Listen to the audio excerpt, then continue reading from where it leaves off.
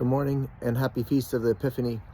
Today, what struck my attention in the liturgy and in the celebration of today is the star. And I really like thinking about the star because it sort of stands out there as like this sign of hope. A sign of hope that, we're always guided and that we're a company, that we don't have to figure it out all by ourselves, but that in some way, shape, or form, God wants to lead us. He's not going to impose himself on top of us. He's not going to appear in front of us and tell us, go do this or do that. But rather he stands there, as he puts that little star in our hearts or before us so that we continue to walk.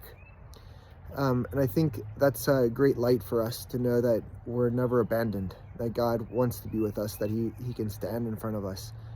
And I think that star, isn't something that is so evident to us that we always have to have it present, but it's that gentle force in our heart that is encouraging us to keep loving, to keep on going, to keep moving forward despite all the different challenges and things that happen in our life.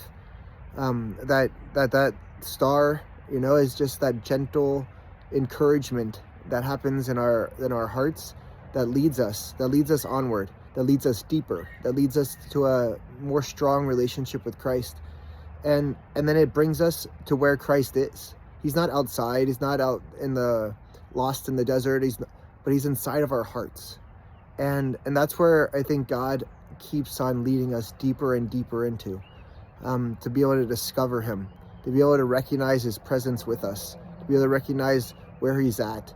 And we're there, and we realize that the only important thing in the depth there isn't the amount of stuff we do or the accomplishments, but rather it's just his gentle presence that fills us with joy, that fills us with peace, and that we can find that no matter what circumstance or whatever we're in. And that's what I think Christ wants to come to give us this feast of the Epiphany, that he's there.